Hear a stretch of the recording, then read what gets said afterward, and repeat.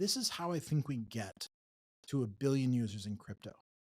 We have to have that Google moment where you can just show up, type in the magic box what you want to do, it understands your intent, sets everything up, and you push a button to it.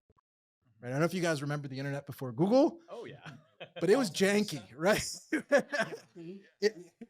A lot of directories, a lot of IP addresses. It's like crypto today, right? It was accessible by a few 100 million highly technical people. Right. But to get to 1 billion, you needed to get past that. So that's what I think AI gives crypto.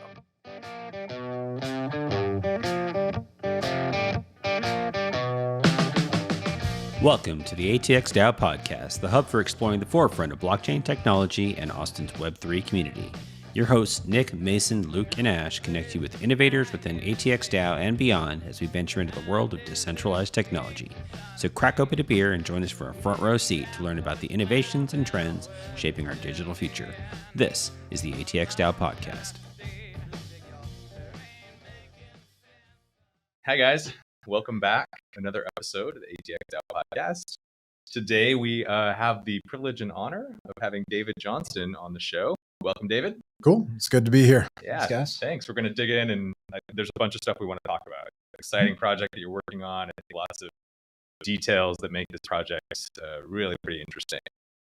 Just to kick things off, just give us your background a little bit. How I was reading up on your bio, and you have a fascinating background for one. You've built a ton of companies. You've been in the tech space for a long time. So we'd love to hear even a little bit about your journey into entrepreneurship and how that led you down this path to tech. Sure. So got into Web3, I guess, in 2012, back when it was just Bitcoin. Lucky I was a free market economics nerd. And so a friend told me about Bitcoin. I was like, wait a minute. So non-governmental money that'll never be inflated and is controlled by math. Yeah. How do I change my green pieces of paper into that? Right. So it wasn't easy at the time. So it took like 4 months for me to convert all my cash into Bitcoin. And it was kind of funny when I finished the process. I told my wife, hey, I traded all of our dollars for Bitcoin. She's like, oh my gosh, I can't believe you forgot to convert our retirement savings into Bitcoin. And I was like, oh my God, you're right. And she's like, yeah, why would we hold dollars? They're inflationary and only lose value. Obviously, you should trade for the Bitcoin. This is economics 101. I was like, God, I love you. Yes.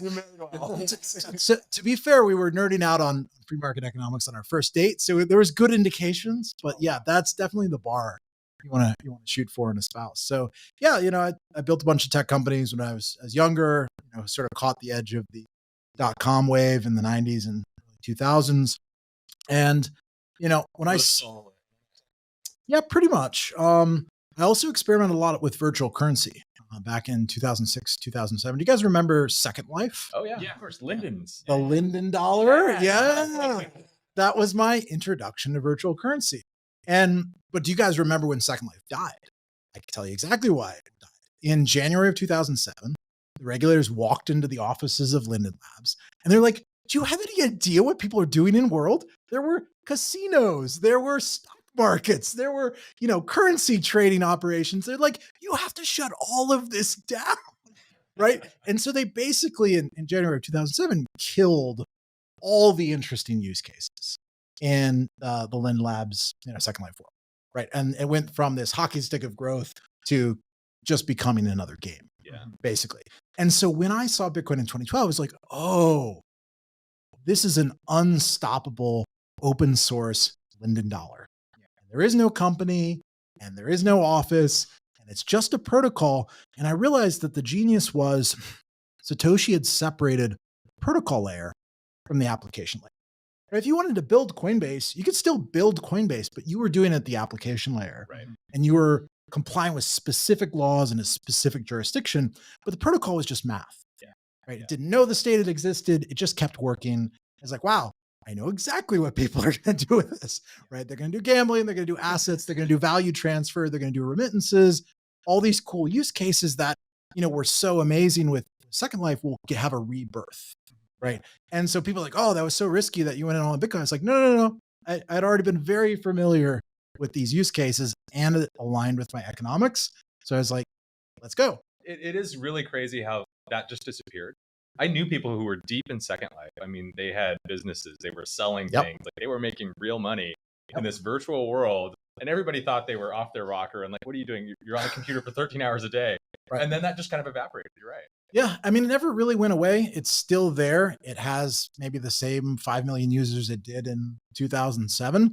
And it's sort of, burrowed into sort of like niches around, small communities that want to do stuff in a virtual world. But once you killed all the financial rails, like all the most compelling stuff went away, right? The guy that wanted to send remittances to his family in the third world, like that went away, all the asset creation, that kind of stuff went away. So they killed innovation. Yeah. And it's been amazing, how many times in my life I've seen them sort of, something cool exists. And you're like, why did that go away? Usually the state. Like almost always it's regulatory pressure or something else like that. So we're going to talk more about that. Yeah. Now you can do all that stuff on Roblox.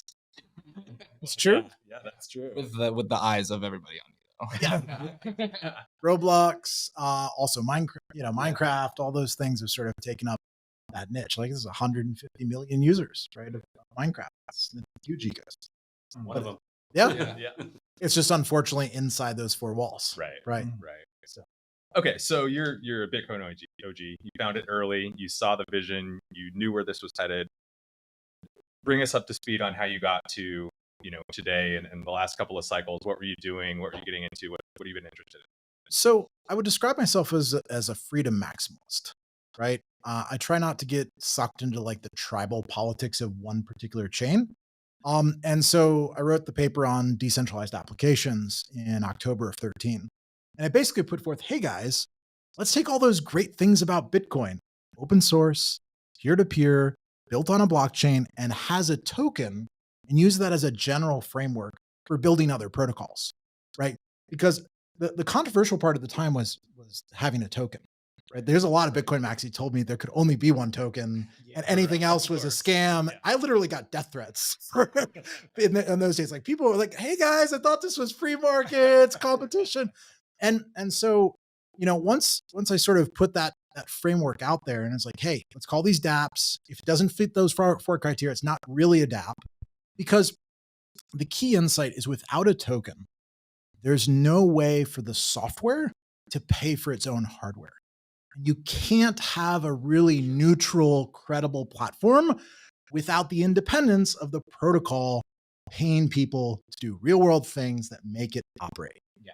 Whether that's hash power or storage or compute or anything else, like it all comes from that, right? You had to put the payment mechanism in the hands of the software and not somebody's checkbook. Yeah. As long as there's somebody's checkbook, like they owned that protocol, right? Which is why none of the private chains have taken off. Because as soon as somebody turns off the server, it just goes away. There's no incentive for persistence. Right. And so once people sort of grokked that idea, they're like, cool, let's use this as a framework. I worked on Ethereum. I worked on a bunch of other early protocols, ended up helping start one of the first angel groups, BitAngels in 2013 to fund a lot of that, one of the first VCs to do tokens. And yeah, just kept following that path. Ironically, I was telling you guys earlier, the last thing I did before crypto was AI. Back when we called it natural language processing and machine learning, right? There were no transformers. There was no chat GPT. What year was that? That was 2012, 2013. Okay. That was like in the days of Dragon Speed. Yeah. And they were using natural language processing. Yeah. Exactly. But the infrastructure really wasn't there yet. And so I was like, I think this is going to be a thing, but it's a decade too early. And so I ended up just focusing totally on crypto for the last 10, 12 years. But to answer your question, I kind of looked up after a recent project and I was like, AI stuff's come a long way. Like it is now doing 2022 things we were dreaming of in 2012, right? That it would be able to understand intent, take actions, these agents would emerge. And so in 23, I ended up writing a paper called the Smart Agents Protocol, because a lot of people were asking, okay, how do we align AI with people so that we get good outcomes, right? And I was like, well, there's things called a private key and a public key. 400 million people have a Web3 wallet. Cryptography is a pretty good way to prove that you expressed an intent, that you signed a transaction, that the agent is acting on your behalf. and nobody else's. And so that was my proposal in the Smart Agent Protocol paper. I also wrote a paper on smart contract rank. Is like, if we want to teach AI Web3, we have to basically give it the knowledge of the smart contracts and create a way to connect that into the large language models. Yeah, I was playing with the chat proof of concept today. Yeah. Asking it some questions. And it's a great model. Yeah. It makes total sense. What I love about it is that it's really easy to understand. Right. You know, like it's human readable. So you can understand the weighting, and it makes sense in terms of the different factors. So. Right. And so that was basically my 2023 was writing and thinking about that problem. Wrote the algorithm, the paper, a community started coming together around this idea of smart agents, right? And again, creating a term to describe your personal AI connected to your data, controlled by your wallet. Yeah. Right. That's a smart agent. Yeah. That's bringing AI agents and smart contracts together in a way that's really interesting. And now it can take an action on your behalf, not just give you information, a bullet list of things you got to do. It can build a transaction for you. It can set everything up and you can approve. And the payoff is, this is how I think we get to 1 billion users in crypto.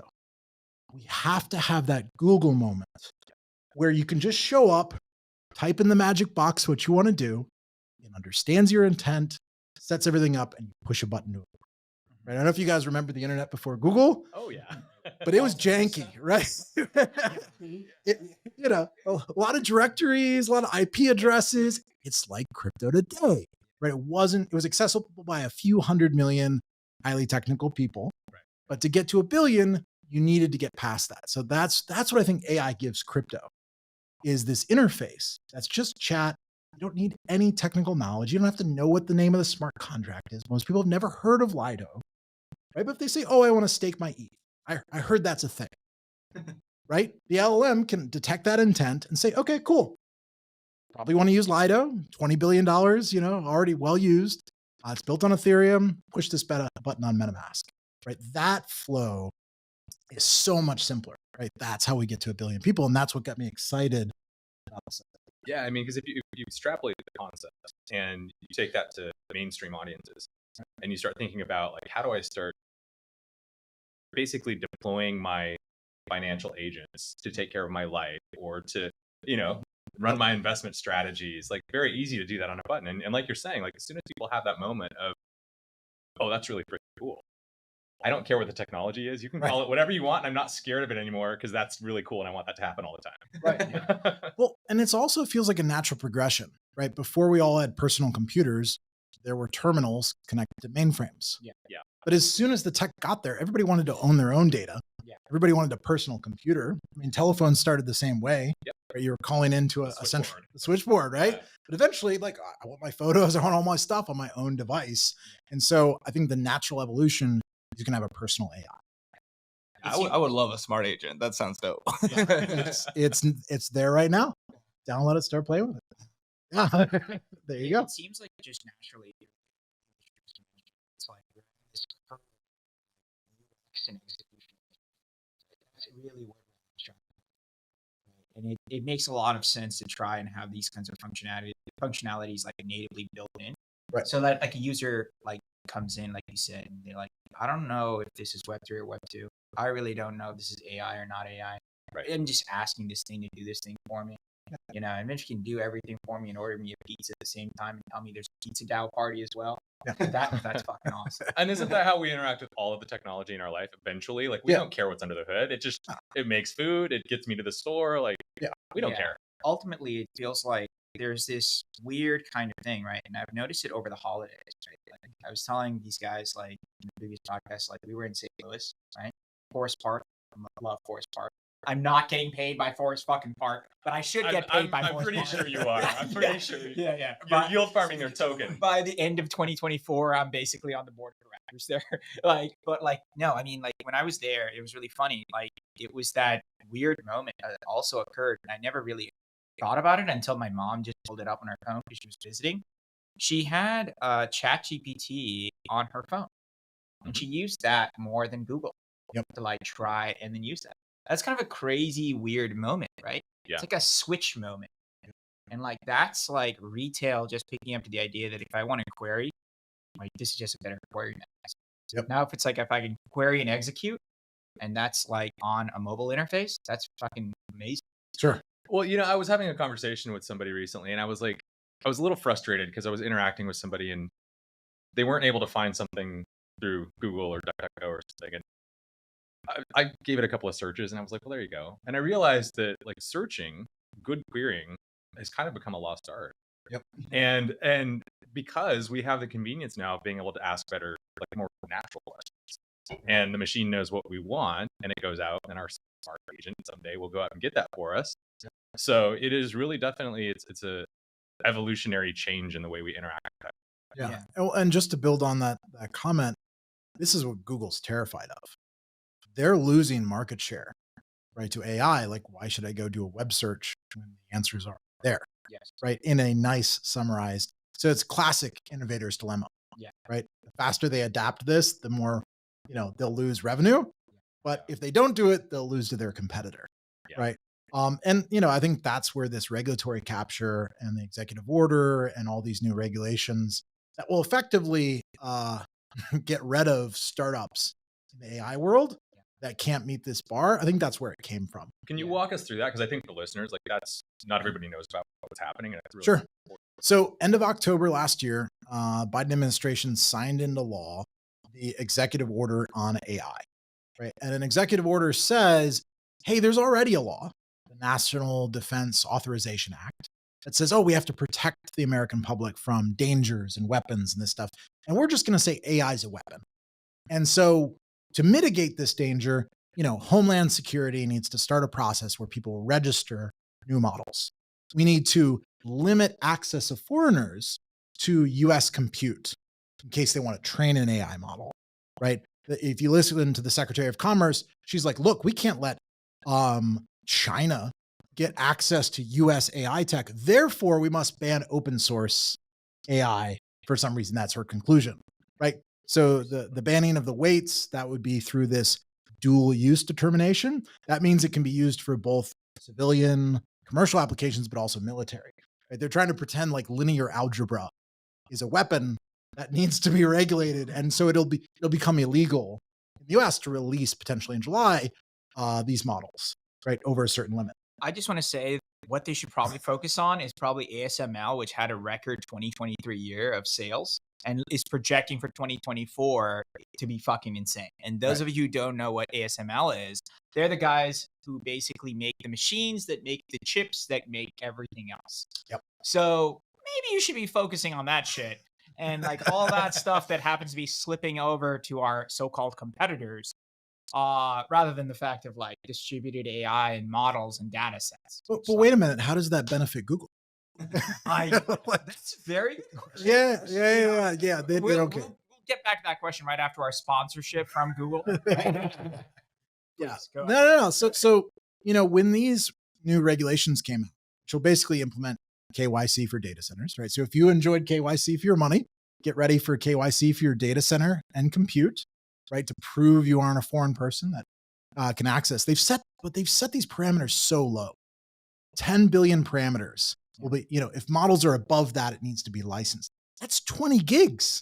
You could put on your personal laptop a model which they're claiming is dangerous, is ridiculous. Put it on your phone. You could put that on your phone, right? And they've set a compute limit and all these things. So this action in October just really woke up the AI community, who have been living in this beautiful bubble where they had infinite funding and it was the hot new thing, to, I'm not going to get my next round because I'm not going to get registered with home security. I'm not going to have a safety committee. I can't afford these 50 other barriers that are being implemented. I need to pivot towards decentralization, right? And you started to see Balaji, you started to see Eric Voorhees, you started to see Mark Andreessen, everybody sort of in the know. It's like, if you're in AI, you need to be centralized by next year. You got a timeline. Like, do it by July. So we ended up throwing a party, Keep AI Open, in San Francisco. We announced it in the morning. We had 700 people show up that evening, right? And Eric Voorhees DJ'd and Grimes was there and a lot of the AI researchers were there. And it was like, this is a moment. Like, we're not going to let them take over all future thought, intelligence, ability to access information, like that's not a battle we can lose, right? So we got to do this. We got to do this now. And that's what inspired doing the Decentralized AI Summit here in Austin in December. Yeah, I mean, that's a super Orwellian.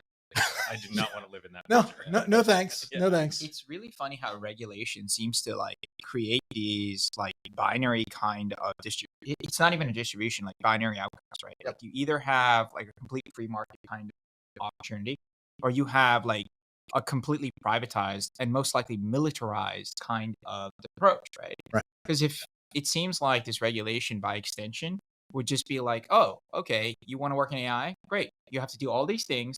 And then guess where this only really works? It works in enterprise level stuff, which is huge, or it works for the government and it works for the military. Yep. So it's like anything and all in between that is a consumer level kind of like deployment is fucked, right? Like it's just never going to work. Sure. So, I mean, this is definitely an interesting thing to like look at like crypto policy and then just be like, yo, crypto policy has this huge thing overlap in a Venn diagram of like AI policy as well, right? So, yeah. Absolutely. I mean, the way they've written the executive order, it's so broad. You could even interpret it as affecting search engines. It literally defines it as anything where you could find information and, get an answer. Or like that's everything. It feels right? like the AI equivalent of you will own nothing and be happy. Yeah. You will just take this algo that we created for you, and that's going to be your experience. Right. Yeah. And the other funny thing is that like really you're thinking about it and you can look at it as like three different, like for a dummy like me, I just look at it as like three different components, right? I look at it as like the hardware to do the compute, right? One thing is just the model. And then the third thing to just be the data set to like effectively make the model work, right? Yep. And then the fourth element, which is not really part of this trilemma, is like really just the user interacting with these three components. Yep. And like now they're effectively saying, I want this, this, and this all to be underneath my purview, which is like, bro, like what the fuck? Yeah. We've already tried this kind of game like before, right? The eras that you're talking about, it seemed like regulation never really made very much sense over there too.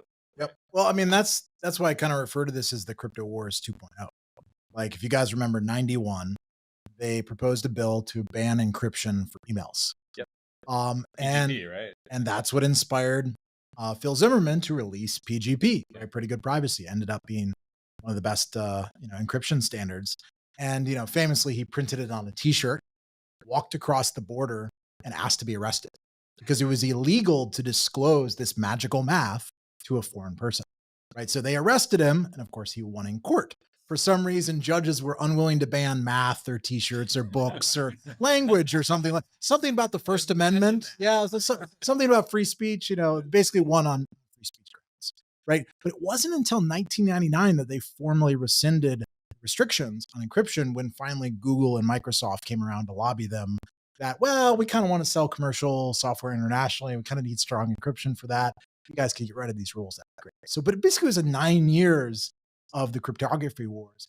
Ironically, do you remember who proposed that restriction in 19? It was Joe Biden. Wow. I kid you not. He is that damn old. 33 years later, still trying to ban math, right? And it's not going to work any more today than it worked back then, but we got to pull a Phil Zimmerman. Got to open source all this stuff. We got to build this decentralized AI tech stack. We got to make this law effectively impossible to enforce because it's nonsensical. It'll probably never hold up in the courts, but do you want to wait 5 years, for the courts to get around to that, or 10 years for the government and to suppress innovation? And can anyone afford to have that court battle? Exactly. Well, and if you look at Web3 as an example, you had the bit license pass in 2014, set up a $30 million regulatory barrier, and you need basically a bank charter, right? And it forced most of the early crypto stuff out of the US, right? And it went to Singapore, it went to Switzerland, it went everywhere else, right? And now, finally, there's a few firms that have enough resources. They're fighting in court and winning against the SEC and getting justice. But yeah, you need a big budget and a long period of time. So clearly we have to build this organic community from the ground up.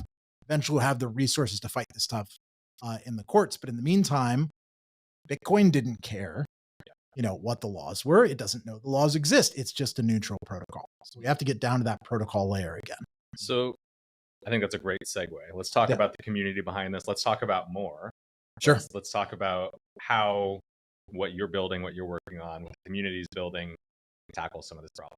Sure. So, the timing was pretty crazy because these anonymous developers calling themselves Morpheus, Trinity, and Neo dropped the Morpheus paper, I think it was September 2nd of last year, which I noticed later Where is did they drop it? they sent it to people in the smart agents community, right? There's already people talking about this idea. Right. And they're like, look, guys, this is great, but you need a network. There needs to be a way for you can call compute, right, from other people's, because not everybody has a GPU. Yeah. Right. So if this is only a local install, it's not that interesting. We need a whole network to empower smart agents. They need compute, they need code, they need front ends, they need capital, right? That's what all of these projects need. And I happened to run into Eric Voorhees and we're hanging out at Permissionless, September 9th, right? 1 week later. And we could already see some of the regulatory stuff coming. And he was like, yeah, we got to build decentralized AI. This is the next thing they're going to crack down on. We didn't expect it would be literally the next month in October when they dropped the executive order, right? We thought maybe we had till 2024 or 2025, but like, no. And so the community just came together organically. There's no company, there's no foundation. Nobody even knows who the authors of the paper are. But within a month, there was an implementation, the local version where you could run open source model on your local laptop, didn't even need an internet connection. And that was like, okay, this is the basis. This is like the node. And let's turn this into a full network. And so people started writing smart contracts. Those got written largely in November, December. The community's been testing. Auditors have been volunteering. Like I've never seen like so many people come out of the woodwork trying to build something because like we've got till July. Like, there's a lot of urgency there. So it's been so cool to sort of see it all come together. I've been mostly focused on the architecture, sort of just open source contributor, volunteering and contributing to the GitHub. But it's come a long ways really fast to holding summits, to holding decentralized AI days, to people sort of throwing in different parts of the architecture and infrastructure. So yeah, it's been really wild. And the community, it looks like, will launch the smart contracts on Ethereum probably February 8th. Okay. Wow. So they've right been around the corner, they've been through audits. The community has audited them. There's been dedicated auditors. So it's just getting to that point where it's going to go on mainnet and then start rewarding people for capital and code and these other things. And I really like the way that the authors approached it. Instead of a token sale, instead of a foundation, like, look, we have yield now. Everybody has staked ETH. Just put that in a contract and donate the yield. Now take anybody as principal, right? You already You're want talking about the bootstrapping period. Yeah, you already want to hold ETH. Yeah. I might as well point the yield at a project I'm passionate about and I want to exist. Yeah. Right? Because I can withdraw my ETH whenever I want, and I just get the more tokens as a reward for the yield. And the yield goes into protocol on liquidity. So it sits in that AMM and that Uniswap pool and just keeps building.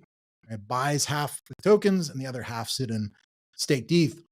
And so it's just basically providing liquidity. It's not being sent to anybody. There's no team. There's no place it's being redirected. It's just building liquidity. So people offering compute or code, they can get liquidity on their more tokens. So you can kind of bootstrap this whole ecosystem into existence. I really like that. It feels like almost like a rebirth of token funding models. Yes. With no custodian, with no counterparty, right? You're not trusting some team you're sending the tokens to, and maybe one day they'll deliver some software. Like software already works. It's already there. Let's just bootstrap this into a big network. Can you walk us through? So I've read the overview of the project. It's an amazing design. I some really genius things in there, and I want to dig into those. But I think it might be helpful just for context for people listening. Walk us through the different contributors in the system, because it's built around 4 pillars of contribution, and I think it'd be really cool to walk through those and hear how each piece of the system comes together. So the paper basically set aside 4 reward buckets. The first one was for capital. What we talked about was staked ETH. I think it's 24% of the emissions. The next one was code, right? A lot of times people reward compute and capital, but there's nothing for the coders. And so it really reminds me of Ethereum, where people forget with ETH, they airdropped ETH to every single programmer that contributed before the launch, right? That's why they have all the developers. It's because they rewarded developers, right? Shocking, right? So 24% of the rewards.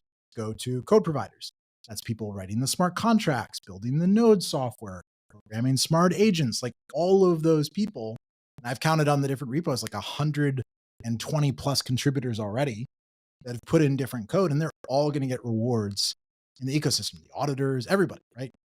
The next bucket is compute. In order to do AI, you need inference from a model, right? You need to be able to send a prompt, get a reply. And somebody's got to run the hardware to do that. So 24% of the rewards go towards inference. And it's agnostic. If people want to use Akash, or BitTensor, or any protocol they want to provide that inference, go for it, right? Morpheus doesn't care where the inference comes from as long as it's provably there and responsive and high quality, right? And then the last bucket, which I think is really interesting, is what they call community builders. It's basically front ends. So we have to get to all the way to the top of the tech stack. We can't just build in the back end. You have to end up with apps and websites and places where like end users can touch this. So they set aside 24% for the front end builders. And then the last 4% is a protection fund. There are always bugs in every piece of software ever written.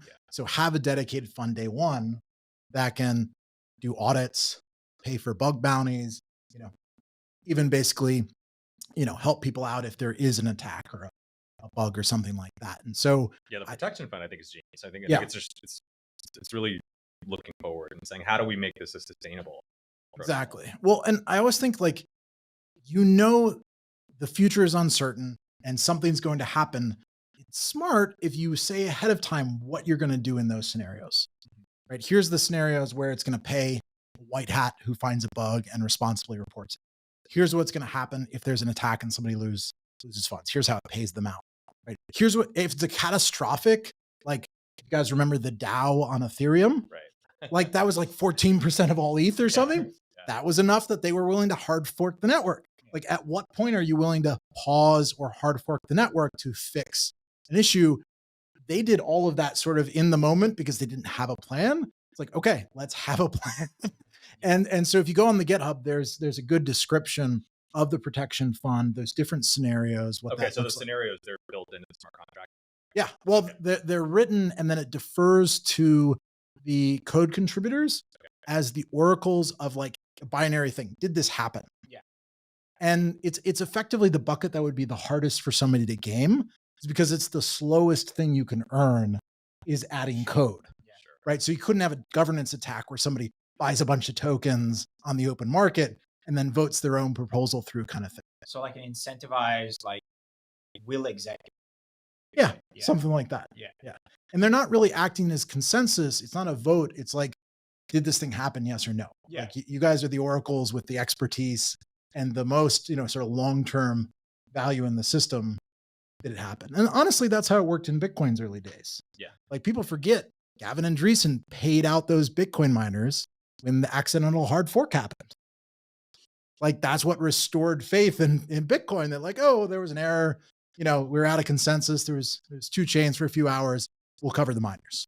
Yeah. Right. And so the developers kind of stepped up and took care of that. Right. Yeah. So stewardship is like critical to making a long-lasting infrastructure really be long-lasting, right? Exactly. If not, like what the fuck? Yeah. Yeah. And so just to finish out the thought, so these 4 buckets, they go in sort of logical order, right? The code and the capital, those smart contracts exist. They can go live on February 8th. And then there's a 90-day bootstrapping period, right? Where people can provide staked ETH, but they only can claim the more tokens at day 91. And this is built to prevent the Zcash problem. If you guys remember the Zcash launch in 2016, cool project, first implementation of zero knowledge proofs. Everybody wanted to own some of the first Zcash. And so there's only a couple of tokens in existence. Like that first hour, people drove up the price to like hundreds of thousands of dollars a token, like a multi-trillion-dollar implied network value. Of course, as more tokens flowed in, it came down to a natural level. But if you go onto CoinMarketCap today, it still says that Zcash is down 99% from the all-time high. So if you didn't know that history, you think it's a failed project. Look at these guys that never got back. Like, even though they've delivered incredible stuff, it doesn't matter. because the chart looks terrible, right? And it didn't even catch those first hours, but it started at like $3,000 or something like that. So it looks like the world's biggest rug pull. Right. Even though it was a good project, right? And so by having 90 days of accumulation, there'll be like 1.2 million tokens in existence that fair launch, everybody's earned. There was no pre-mine. If you put in staked ETH, you provided code, you did these things, you got some of these tokens. So you should have a fairly good price discovery come day 91, instead of having the Zcash problem where like you're creating some crazy all-time high that'll never be reapproached. So once the token's in existence, once you can claim them, then you can pay for compute. So the compute smart contracts logically have to be next. You can't pay for them before the token exists. Right. So those go live in like a phase 2 of the bootstrapping period. And then of course you have to have code, capital, compute all live before you can build front ends. Right. And so that's the last phase in the bootstrapping period. What's the vision on the timeline to getting to that front end stage? So the big thing is, because there's no central entity, there's no magic dates. Like it is whatever the community and the open source developers. More stage based, kind of like. Yeah. It's like, here's the phases. Here's what needs to be done to complete that phase. Don't pretend you know when that's going to be done. Like that's how you end up with bad outcomes where like somebody's rushing to hit a magic date. Right? There's no company to set a date. It's like whenever the contracts are done, like hopefully the smart contracts for compute can get done during the first 90 days when it's bootstrapped in capital and code. But there's no guarantee. Like it might take longer. It might take 4 months. It might take 5 months. Like my overall hope is that by July, because that's like the external thing hanging over all of our heads, that this will be decentralized as much as is possible, right, by July. That makes sense. One of the things that I really like about this project is just a long-term perspective. Sure. And one of the things that stuck out to me in the tokenomics, so there's this tail emissions on the burn supply. Can you talk us through that a little bit, like how that keeps developers incentivized far into the future? Yeah, no, I really liked this. First of all, there's a limit on the number of tokens. 42 million will ever exist, right? So it is a hard cap. But because there's a burn function at the end of the first epoch, which is 16 years, right, to emit the first, 42 million tokens, it basically says, okay, half of whatever tokens were burned, let's say a few million tokens were burned during that first epoch, half of those can go back into emissions, right? So you're never going to break the 42 million, but like some portion of the come back for the next 16-year epoch. So yeah, in the paper, it sets out the first 256 years of emissions, right? So you get long-term emissions. There'll still be rewards, 20 years from now, people providing compute and code and capital. Like, to be clear, that staked ETH, that 90 days is just when you can start claiming you're more. Like that process doesn't stop for the whole 16 years. People are competing, provide these 4 things the whole period. And then it creates a tail emission for after that 16-year period. And what are the burn interactions? The primary one is similar to Ethereum, where people are sending fees. And in Ethereum, I think it's 25% of fees are burned in the system, which creates sort of this great scarcity effect. And so it's just sort of very much from the paper riffing off that. So all great questions. Yeah, no, I'm digging into some of my notes because I took a bunch of notes when I was reading through this. Yep. Talk a little bit more about the liquidity provision and this concept of the Techno capital machine that shows up in the intro. Talk a little bit more about that, because I think that's pretty fascinating too. So, Willie from ATX DAO created this great meme around it recently. And it was like, the small-brained person creates a corporation, right? The large-brained person creates a foundation, right? The really smart person creates a DAO, and the genius uses the TCM, the Techno capital machine. And it's an idea of basically sort of reinventing this model where a developer doesn't have to do any of that. They can just show up, get compute, liquidity, they can get front ends, they can use all of this infrastructure, issue a token, fair launch style, right? And leverage all of the smart contracts that the Morpheus community has basically been pioneering, using the staked ETH, using the idea of contributing yield and extend that model beyond the single project. Say, well, anybody can do this, right? You got a cool smart agent you want to build? Great. Launch it on Morpheus, connect it to the Techno capital machine, and you'll have all of those things day one. And it also introduces this concept of atomic governance. Like, you can reduce a lot of the bureaucracy and friction from a system if, like, the person creating it is in charge of what they merge, what they accept. Right? It's sort of an extension of this modular code idea. Is anybody using Morpheus can run any model they want, use any compute they want. They can hook in or not to the capital and everything else, right? And so it creates this thing where there's just a marketplace. Instead of a bunch of committees, there's a marketplace for every piece of the code, and you're rewarded in proportion to the popularity of what you created. So to use the analogy, it's the App Store. Yeah. You publish a thing, how much you can get paid? I don't know. It depends on how popular your app is, how many people pay for it, how many people use it. And so it uses that same concept. It's like, look, anybody can publish a smart agent. You're going to get it rewarded in proportion, right? Because it's all on-chain activity, right? So you can see how many fees, how many transactions flowed through that application, and then you reward that developer in proportion. So it's a competition for all the code. So I guess on phase 3, there's going to be 1 million developers that are all doing search, basically, that deploy. They're like, use my search app for more. But yeah. People will compete for all of this. Of course. Yeah. And that's good. Competition is good. Competition is great. Now, of course, if this were happening on Apple, it'd be a 30% break, right? Yes. But there is another interesting aspect of this protocol that the fees are determined by the market. Right. They're not predetermined. So right. Talk a little bit more about that, because I think that's another interesting aspect of this design. So you could start with the fees, and this is getting pretty detailed with the compute. So Eric Voorhees wrote a great paper a couple weeks ago called the Yellowstone compute model. And he's like, guys, instead of just doing a block reward and overpaying for compute in the early stage and not having enough resources for compute later, let's have an open marketplace. Let's have a bidding system, right? And it's almost like a one-sided bidding system. The compute providers are saying, hey, I've got this powerful GPU. I will offer it, and it'll do so many inferences per second. That's like the atomic unit in the AI context. Like, all tokens are a derivative of inferences per second, right? Against a model. So I'm going to do this many IPF or IPS, and that's going to cost this, right? They're offering an ask to the market. I'll offer my compute at this price. Cool. Now every user that holds Morpheus tokens, they have a pro rata right to the inference on the network every day.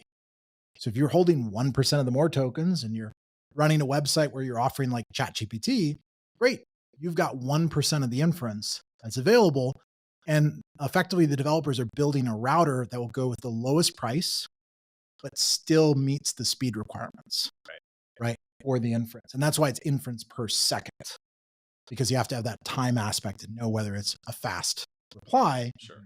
And ultimately, the user can grade it and say, oh, yeah, it was a good reply, or, oh, this came back to it's nonsense, right? And they push button or reply in their interface, basically to downgrade the compute provider if they're not providing good results, right? So I think that Yellowstone compute model is really interesting. And so a lot of the open source developers are sort of racing to implement that during this bootstrapping period. The next time. A piece of that, maybe, it wasn't super clear to me from the paper, but maybe there's a connection here with the proof of contribution and how developers or contributors to the network proving that they're actually doing what they say they're doing on the network. Right. So you're thinking about in the code context or the front end context? Or? More in the code context. Like, how does that dynamic work? So, this is effectively two sides of the market, right? There are people building smart agents, and that's easy, right? It's just whatever your on-chain usage is, right? If you've ended up producing, your app has produced 10% of the fees in the network, okay, great. Sure. 10% of the reward. The harder to define one is, call it like the infrastructure on the other side, right? So there are people demanding inference. Those are people creating demand, for the system. But there's supply. Who wrote the smart contracts? Who did the audits? Who created the node infrastructure? Who created all the infrastructure in the back end for those smart agents? And so far, the community has just been using hours, right? It's not perfect, but it's a pretty good gauge of how many hours went into writing this code. Now, the flip side of that is somebody could come along and say, oh yeah, I wrote this paper and it took me 10,000 hours. It's like, yeah, sure it did. Right. And so at the end of the day, the check is the repo owner. Does the repository owner decide to merge in that code? And it creates another market. It creates another marketplace, right? Because now I'm only, as a repo owner, I'm going to only merge in code that's valuable to me, of good quality, asking for a reasonable number of hours, because my rewards are also denominated in the amount of hours in that same repository. So if good check. That's a good check, right? Imagine technology that aligns incentives. I know, right? So, and if anybody felt strong enough, they could make their own repo and try to recruit a bunch of people to contribute to it. But guess what? That takes a lot of work. And so most people probably just contribute to an existing repo, but hopefully you'll end up with, just like Ethereum has, multiple implementations of different parts of the modular infrastructure, multiple versions of the smart contracts and the nodes, maybe different language implementations. That's great. Like, that is encouraged. That is success. And then people will naturally say, oh yeah, I'm going to go use this one because it has the best code or the best maintainers or is the most responsive or whatever. Right. There's probably not the resources to do that day one. That's what you hope evolves. And that's what the incentives, will push people towards the next few years. So I think my final question here is around the this design of stake on L1, reward on L2. So this relationship between Ethereum and Arbitrum. So talk a little bit about that. I mean, it makes sense, right? Because of the low fees on the L2, but sure. What were I guess what's the rationale? Is it strictly fee based or? That's part of it. The paper describes Morpheus as chain agnostic.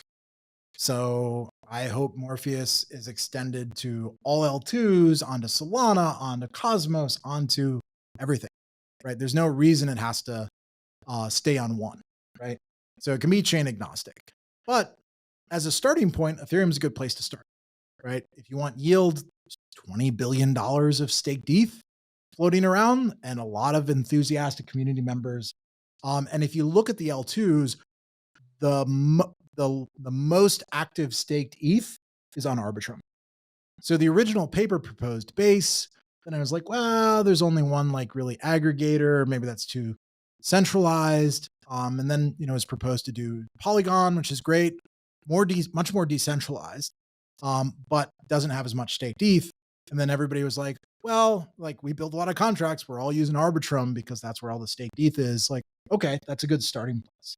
But because these are EVM contracts, they can pretty easily be extended to all these other layer twos. And that's what I hope to see. So, but yes, from a fee perspective, if you want to send inference and you might be paying, effectively a few bucks, you don't want your transaction fee to be also a few bucks, right? So Arbitrum being 1-2 pennies is a huge advantage for the utility. Now, the community is also very vocal. A lot of people don't care about fees. Those tend to be the capital providers, which is different from the guy who wants to consume inference. So I think you're going to end up with both. Obviously, people are going to set up pools for ETH on layer one. And for those that don't care about fees, if that's the most liquid, they'll just go there. That's cool. No reason not to. But for the utility of the network, it's really helpful to have an L2, which is fairly decentralized, lots of liquid staked ETH, and low on fees and transaction costs, right? That's important as a design element of the actual utility of the network. So I think you got to have both. Yeah, no, I think it makes a ton of sense. Arbitrum logo also kind of vibes with the Morpheus logo. Yeah, it's sort of like a retro futurism kind of vibe. I might have missed this or something, but how is Morpheus governed? Is there there's some type of decentralized governance to it, or no? No, there's no foundation. There's no company. There's no central. There's no concept of core developers. I think often those concepts are just people trying to gain power over systems. So I don't think most people need titles. People are usually identifiable by the work that they do and reputation they develop. And so the main idea for governance has been this atomic governance concept that's described in the Techno Capital Machine paper, which is, look, if we build this right, it's just a marketplace. The governance is everybody selecting the model they want, smart agent they want, smart contracts they want to use, the L1 they want to use. Like, Morpheus is not trying to set any of those things in stone. It's like, no, you can use any of them and it'll work in this framework. And that's, sort of maybe an important thing to emphasize. The genius of Ethereum was its generalizability, right? Every protocol before Ethereum is like, oh, we built a DEX and that's the only thing it does. Or we built an asset and that's the only thing it does. And Vitalik came in and he was like, look, generalized scripts, generalized smart contracts. You can write whatever you want. You'll notice, like, nobody building Morpheus is like trying to build in apps. It's like, no. Anybody can launch on Morpheus. Right. What are the common thing everybody needs? Compute, front ends, liquidity. These are the core things. These are the core codes and pieces that everybody needs. So if Ethereum was that for smart contracts, Morpheus is that for smart agents, right? It's a generalized protocol. You can run any smart agent you want. There's no permission. It's not optimized for one use case. It's way too early in the ecosystem to start optimizing or going for like a monolithic, implementation of something like the integrated approach. It's too early for that, right? There needs to be a lot of experimentation, a lot of cool projects shipped, and just let's see what the market likes. Yeah. I like it. Meritocracy and about being like, just be good at what the fuck you do. Yep. And be like, here's your job, here's your payment for doing it. And just don't fuck up the market. Yeah. That's pretty much it. Yeah. So, no, go ahead. Sorry. No. I was just going to zoom back out. I think we went really deep on some of these things and super interesting projects. And when you think about the future, and obviously this project is built for the future, but if you project out, say 10 years, 15 years, if things go the way that everybody contributing wants it to go, what's the net impact on AI and this macro trend of AI? A lot of people think we're going to be to AGI at some point soon. Like, right. What's the impact of more on this whole narrative? So I would say, Morpheus is like at the forefront of pioneering open source AI. Like, this entire tech stack is open source. And if people haven't noticed, the open source is almost as good as like a ChatGPT-4 now. Like, we're at like 95% of the accuracy. And so that's like, it's going to cross this chasm and it's just going to be open source models are the best. That's why Google wrote that law. Yeah. Executive order. That's exactly it. There is no technical moat that will make the proprietary models better. I believe it's inevitable that the open source models will be far better because there's a much larger open source community outside than inside any one company. You can incentivize them with Morpheus. And you can incentivize them, and it can run on these permissionless rails, and it doesn't care which jurisdiction. It works everywhere in the world. This is why Linux is 95% of all servers. This is why Android won in smartphones. We need that for AI. Personal, open source AI tech stack that you own and control, right? So if we can, tilt the universe towards that outcome, that's what I want, right? And the cool thing is, you don't have to convince everybody. As soon as the tool exists, you can just opt into it. You don't have to wait around for anybody else. It's like, I volunteered with Audit the Fed and, Ron Paul, Revolution in 2007. Like, we were never going to convince 51% of people to audit the central bank. But I could just buy Bitcoin and opt out of their federal monetary policy and just go live my life, right? Like, haven't worried about politics since, right? And then that's the world I want to live in, is I can progressively opt out of all this state infrastructure, all these violence-based consensus mechanisms, and replace them with math-based consensus mechanisms. And that's what I want to spend the next 10, 20 years doing. Is it even possible to audit the... Yeah. Well, they've got this database and it says some things. Yeah. So what we've been trying to do is it like the DoD for the last like 5 years or whatever? I don't think that's ever gone through successfully, or they've never passed an audit. Yeah. So what That's makes just the latter there. Yeah. yeah. Like, the central bank's never gonna fucking pass an audit. Yeah. So yeah. Exactly. So that's where I hope it goes, is you'll have really powerful open source AI in the hands of individuals. You'll have your data, which you own, controlled by your wallet, which only you can sign. And this model will be working on your behalf. It's on your side. It's not on Google's side. It's not on some government side. It's your AI. And so instead of AGI, I started thinking about, human augmented intelligence.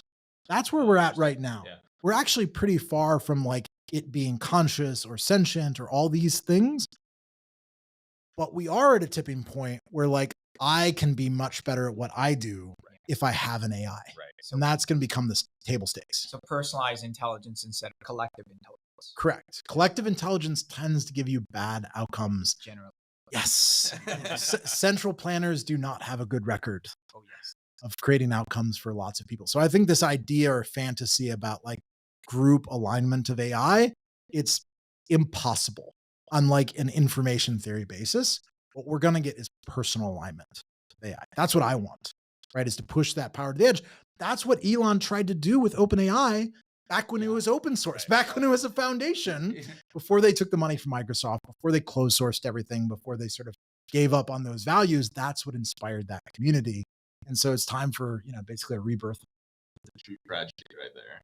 Yeah. Well, what I would say is as soon as they incorporated, it was inevitable because they were touching the state. And in one way or another, whether it was regulatory or they sold out to big corporate, whatever, it was inevitably going to happen because there's just too much money on the table. Now you flip it and create an incentive for decentralized compute. I think there'll be far more compute for AI from frameworks like Morpheus than will ever be inside any one company, right? Because this Bitcoin has far more compute than any nation state at this point. We're going to do the same thing. Well, and with once AI. you get to that front end layer, Yeah. Once you have the creativity of people that can just start interacting with the building of that interaction layer, you're just going to get use cases that could never be anticipated by corporations. Right. And guys, who's going to give the AI a bank account? Yeah. Oh, that's right. Nobody, because it can't pass KYC and the rails don't work outside one jurisdiction. So the only thing that makes sense to me is AI using crypto. Yeah. Right. We built programmable money for a reason. We've got all these rails. That's naturally the thing that AI's going to be. That's the superpower. Right. It's going to be able to pay other agents, machine to machine payments, cross-border payments. All these things are easy in a Web3 context. Right. And so to comically see the limitations of like a ChatGPT, it can only give you information, still can't touch a token, still can't make a payment for you, will never be able to do those things because of the regulatory environment it's under. They're trying to do stuff at the application layer that ought to be done at. Yeah, and that's an interesting unlock, I think, or inflection point for consumers, because when they start, like you said, like your mom interacting with ChatGPT, it's getting easy enough and the results are acceptable enough to a lot of people that it's like, well, why can't you do something else with this? Right? That's right. And that's going to be that frustrating point where it's like, oh, but I can do that with Web3? Yep. Cool. And again, if this is freaking cool, I don't care what it's called. Call it Web3, call it crypto. Sure. I'm in. And tell me the billion guys in India that are all coming online are going to pay $20 a month to Microsoft. Yeah, like they're not, right? Way. That's why open source tends to win, is you've reduced the marginal cost of the new user to zero. You didn't want to pay for another, software operating system for every new server you spun up. That didn't make any sense. So you just use Linux. That's why it's 95% of the market share.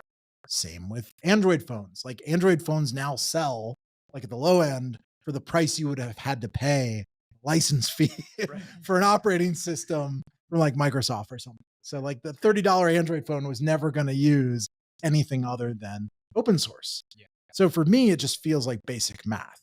This is the outcome we're going to end up with. But I want to point, okay, if that's going to be the outcome, let's give people a wallet in the process. Let's hook it up into smart contracts that will, make them more wealthy. Bring them fully online. Let's bring them fully online. Yeah, absolutely. Right. Well, David, this has been an awesome conversation. Yeah. I know that you are headed to East Denver soon. Sure. Where can people catch up with you IRL or on the interwebs? So if you go to decentralizedai.org, there's the invite up there. It's already like 400 people that have applied for the Decentralized AI Day. A bunch of the community is hosting on the 28th. So that's one day before the main event. So if you come a little bit early, try to get into the AI Day. There'll be a ton of other decentralized AI events that whole week, Awesome. 26th, 27th. And there'll be a ton of people wandering around ETH Denver with Morpheus t-shirts.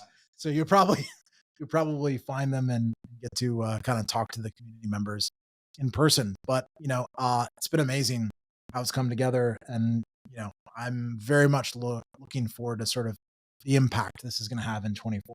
Yeah, absolutely. This is cool. Oh, by the way, where do people go to try out Morpheus and start creating their smart APIs? So Eric Voorhees created a great community site called mor.org. There's a bunch of other community sites, but his is beautiful. It has a great front end. And there's a download link. So if you use Mac or Linux, there's already a download for you to get a copy of Morpheus, run it on your local machine. As long as you have 16 gigs, it defaults to a 7 billion parameter model, which is 14 gigs of space. Almost all modern computers. Which is only 13 under the limit. Right? Yeah. Nicely under that permissionless limit. Yeah. I'm glad you noticed that. But Eric's vision is like a permissionless chat GPT, right? So he just wants to make a simple way for anybody to use one of these uncensored LLMs. And Morpheus is just the infrastructure in the back end that makes that possible, right? And so, he's so good at creating these frictionless, sort of no user account, no sign up, just land on a page and use it. So it's really cool. It's be awesome to see that sort of start going online. So mor.org, there's a copy of the white paper on there. There's a link to the GitHub. There's a ton of people flowing into the Discord. So a lot of the in-depth conversation tends to be amazing. Yeah, cool. Yeah. Thanks again for joining us. Definitely. Yeah, thanks so much. Good discussion, guys. Thanks, bro. Absolutely.